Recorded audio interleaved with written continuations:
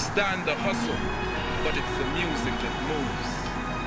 Your 16 bars are more powerful than the... Yeah, what's up guys? It's George Holden, Northern Prawn. So that was me travelling from Leeds up to Inverness yesterday, but up here with work. I've got an extra night tonight, so I'm actually going to be going into Inverness now. I'm just walking in from my hotel and I'm off to go shoot a bit more stuff. I want to show you how I've been doing some of these in-camera transitions. I think I've invented one. Probably not, but the spin transition. I'm going to show you how I'm doing it and a few more examples and hopefully get some nice sunset shots as well. Right, in a bit.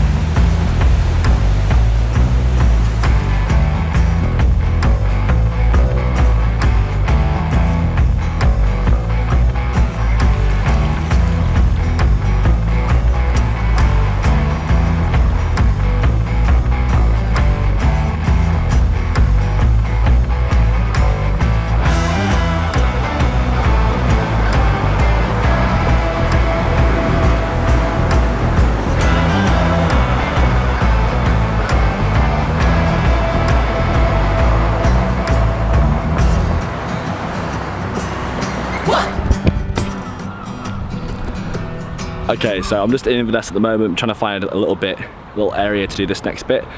I've sort of been chasing the light and it's pretty much gone, so I'm just making do with this little street here and trying not to do it around too many people because I still can't vlog in public. But I've been doing little bits of whip transitions again recently, which I used to do a lot in my traveling videos. But it's normally stuff like whip pans, so it'll be like a nice little transition like this, which is basic, or up, or sometimes it'll be like covering the lens or making it go into an object, then pulling out of it in something else. So one of those classic ones. But recently I was just messing around at home and I thought I would try, because I started doing a couple of spin transitions on client videos in DaVinci, and I was like, can you do a spin transition in camera? Turns out you can. It's just not necessarily that safe for your camera. But anyway, I'm gonna go back to the hotel and I'll show you what I mean with my other camera.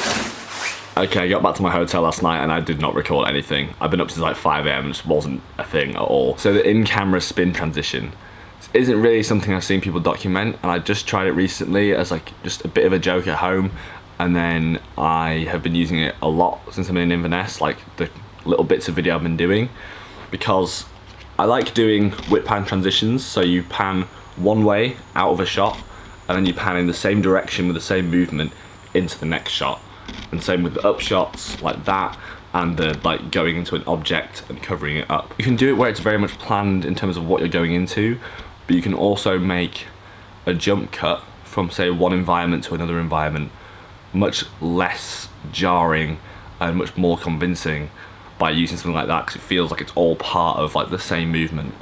It's really interesting. The spin transition, it just looks quite spontaneous.